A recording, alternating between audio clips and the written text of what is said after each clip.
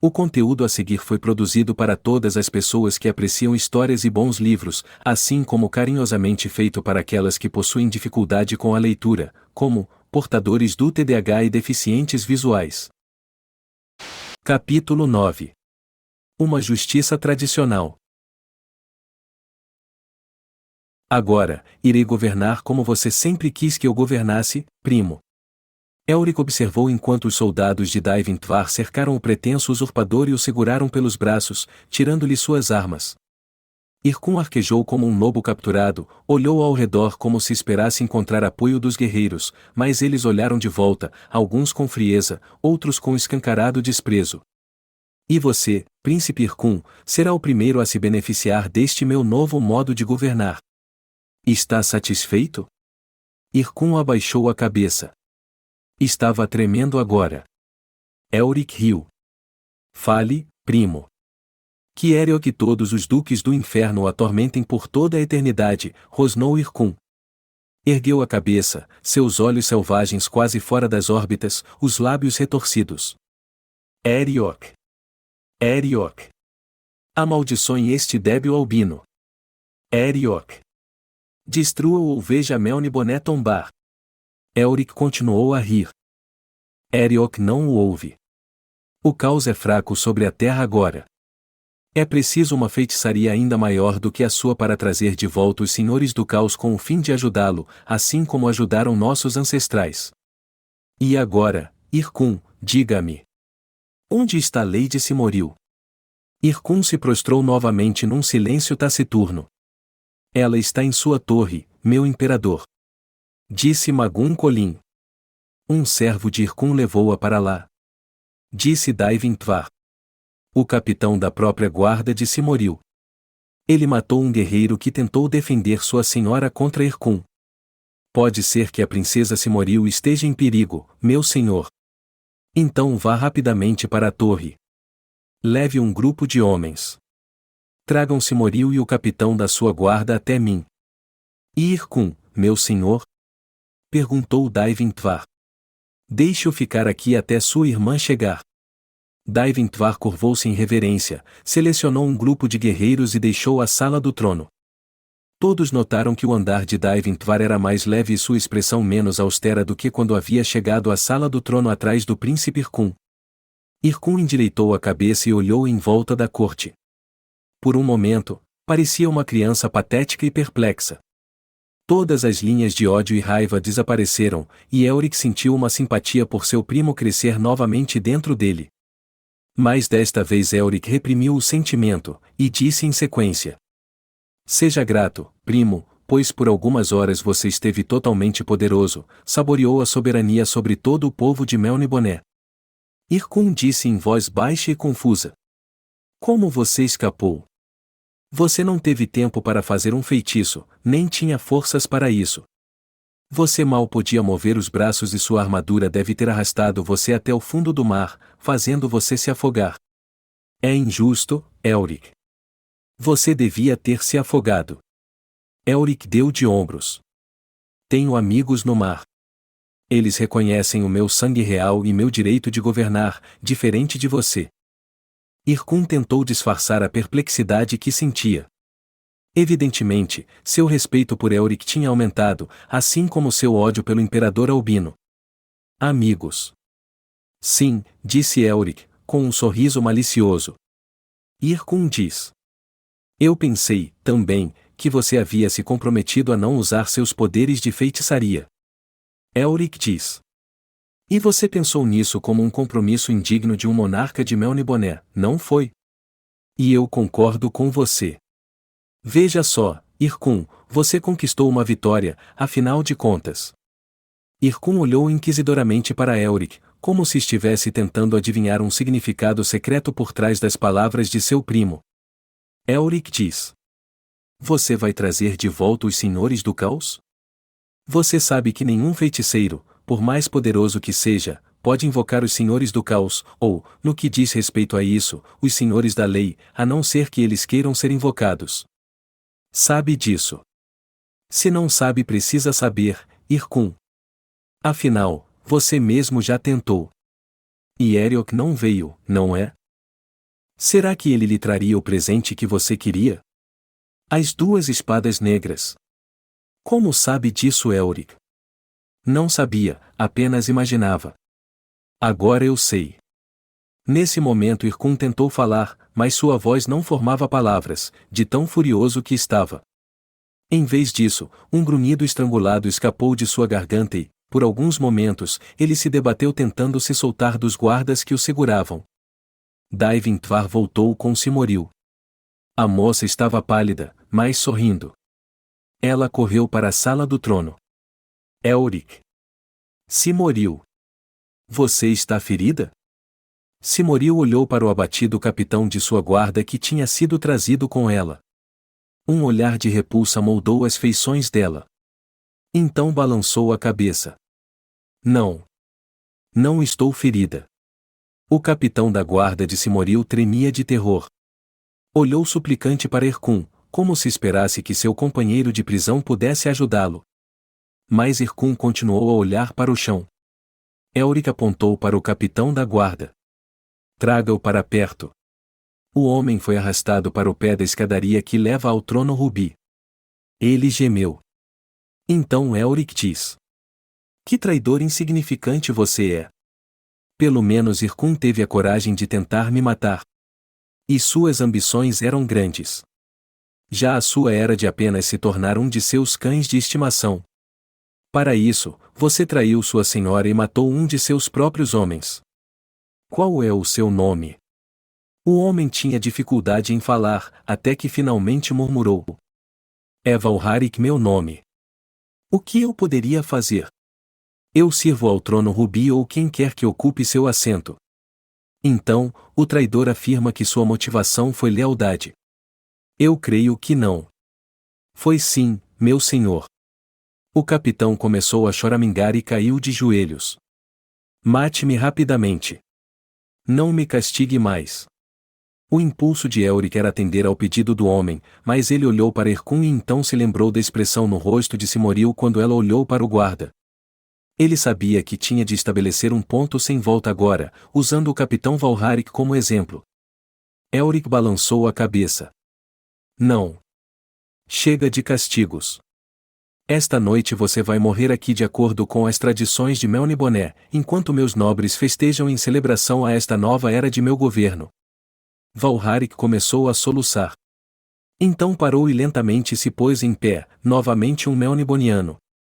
Ele curvou-se e deu um passo para trás, entregando-se aos guardas.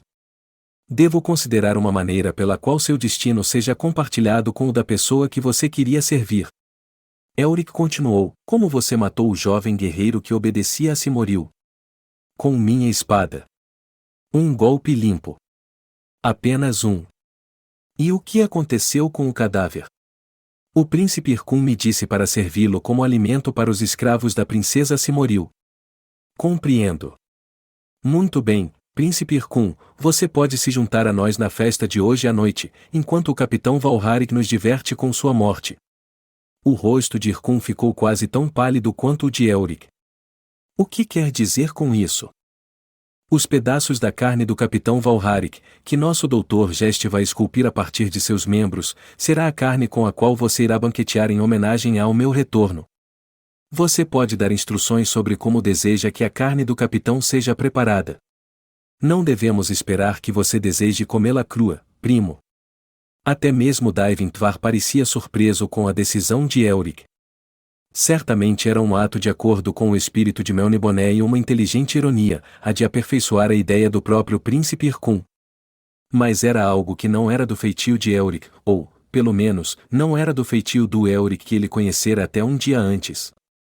Ao ouvir qual seria seu destino, o capitão Valharik deu um grito de terror e olhou para o príncipe Irkun como se o pretenso usurpador já estivesse provando sua carne. Irkun tentou se afastar, os ombros tremendo. E isso será o começo, disse Elric. A festa vai começar à meia-noite. Até lá, confinem Irkun em sua própria torre. Depois que o príncipe Irkun e o capitão Valharik foram levados, Daivin-Tvar e a princesa Simoril se aproximaram e ficaram ao lado de Elric, que tinha afundado para trás em seu grande trono e lançava um olhar amargo para longe. Isso foi uma crueldade bastante sagaz, disse Daivin-Tvar. Simoril completou. É o que os dois merecem. Sim, murmurou Elric. É o que meu pai teria feito. É o que Irkun teria feito se nossas posições estivessem invertidas. Apenas estou seguindo as tradições. Não vou mais fingir que sou o dono de mim mesmo. Devo ficar aqui até morrer, preso ao trono rubi, servindo ao trono rubi como Valharik alegou servi-lo. Você não poderia matá-los rapidamente? Perguntou Simoril. Você sabe que não tenho a intenção de implorar por meu irmão apenas porque é meu irmão. Eu o odeio mais do que tudo. Mas prosseguir com seu plano até o fim pode destruí-lo, Elric. E se isso acontecer? Deixe-me ser destruído. Deixe-me ser uma mera extensão irracional dos meus antepassados. O fantoche de fantasmas e memórias, dançando ao som de cordas que se estendem através do tempo para 10.000 anos no passado. Talvez se o senhor descansasse. Daivin-Tvar sugeriu. Acho que não vou conseguir descansar, imagino, por muitas noites depois dessa. Mas seu irmão não morrerá, Simoril. Depois de sua punição, depois de ter comido a carne do capitão Valharik, tenho a intenção de enviá-lo para o exílio. Ele irá sozinho para os reinos jovens e não lhe será permitido levar seus grimórios consigo. Ele deve seguir o seu caminho da melhor maneira possível nas terras bárbaras. Então Simoril diz. Não acho que seja uma punição tão severa, na verdade, isso é uma punição muito branda. Seria uma melhor decisão se resolvesse matá-lo. Mande seus soldados agora. Não lhe dê tempo para preparar nenhuma artimanha. Demonstrando cansaço, Elric diz. Não temos suas artimanhas. Agora eu apreciaria se vocês dois pudessem me deixar, até 1 ou 2 antes de a festa começar. Tenho muito que refletir. Então Simoril diz. Vou retornar para minha torre e me preparar para esta noite. Ela beijou Elric levemente em sua testa pálida. Ele olhou para ela, cheio de amor e ternura, estendeu a mão e tocou-lhe nos cabelos e no rosto. Lembre-se que eu te amo, Elric. Vou cuidar para que você seja escoltada em segurança, disse Daivin-Tvar para ela. Agora tem de escolher um novo comandante para sua guarda pessoal. Posso ajudá-la nisso? Serei muito grata, Daivin-Tvar. Eles deixaram Elric no trono rubi, ainda olhando para o vazio. A mão que ele levantava de tempo em tempo a sua cabeça pálida tremeu um pouco, e agora o tormento se revelou em seus estranhos olhos vermelhos. Mais tarde, ele se levantou do trono rubi e caminhou lentamente, de cabeça baixa, a seus aposentos, seguido por seus guardas. Hesitou diante da passagem que levava à escada onde, no alto, estava a biblioteca. Instintivamente, procurou o consolo e o esquecimento em um certo tipo de conhecimento, mas naquele momento repentinamente odiou seus pergaminhos e seus livros.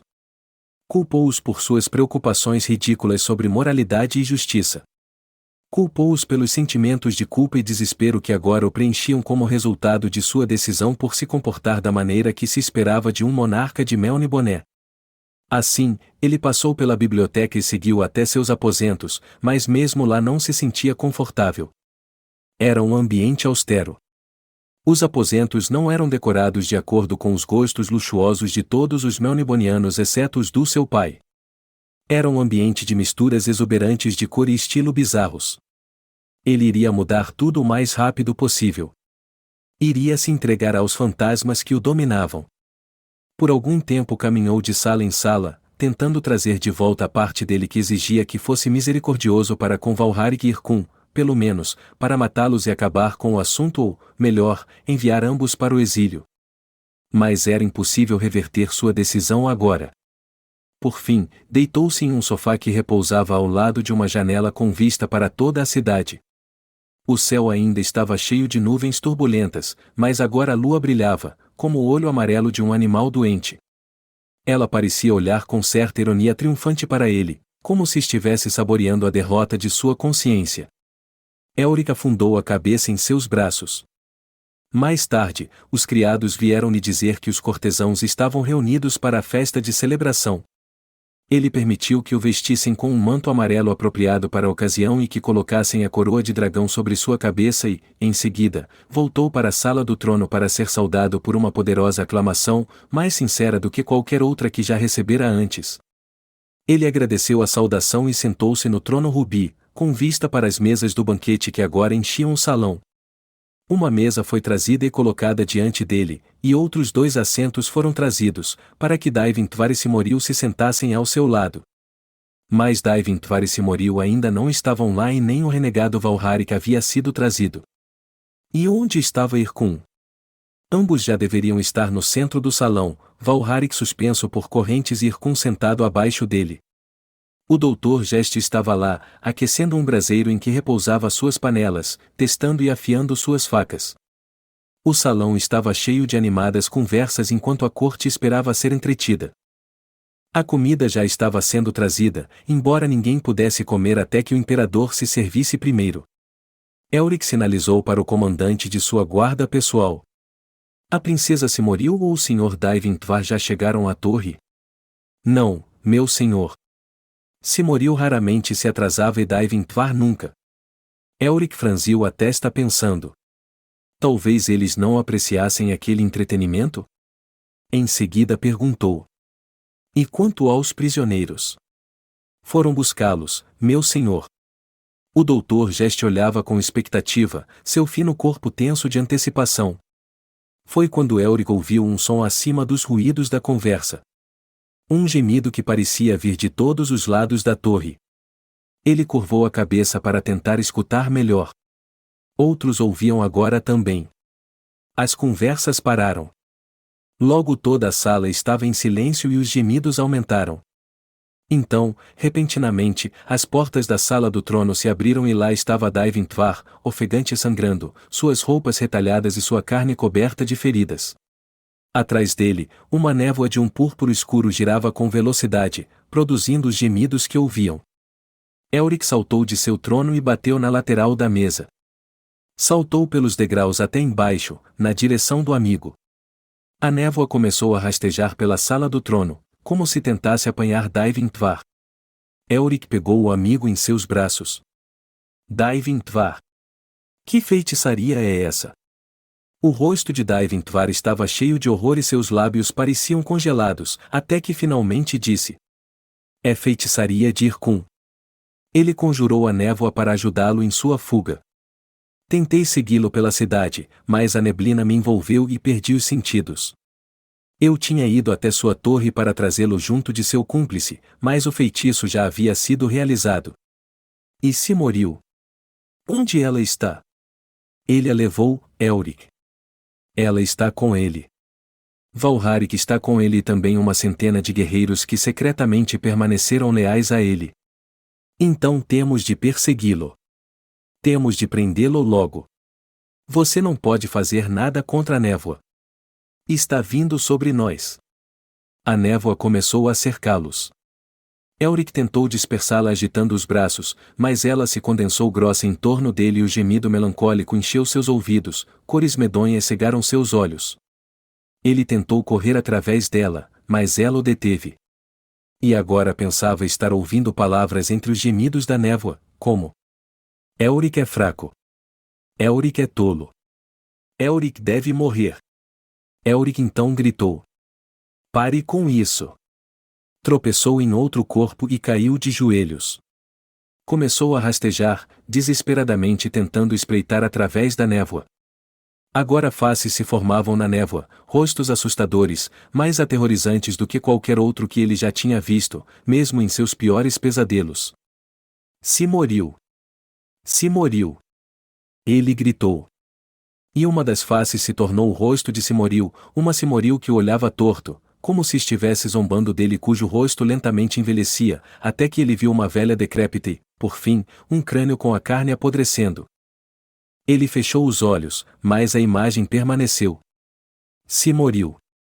Simoril. Sussurravam as vozes. Elric ficava mais fraco à medida que se desesperava. Gritou para Daivin-Tvar, mas ouviu apenas um eco zombeteiro, igual ao que ouvira de Simoril. Ele fechou os lábios e os olhos, ainda rastejando, tentou libertar-se da névoa. Mas, parecia que se passaram horas até que os gemidos se tornaram lamentos e os lamentos se tornaram frágeis filamentos de som. Tentou se levantar, abrindo os olhos para ver a névoa se desmanchar. Então suas pernas se dobraram e ele caiu contra o primeiro degrau que leva ao trono rubi.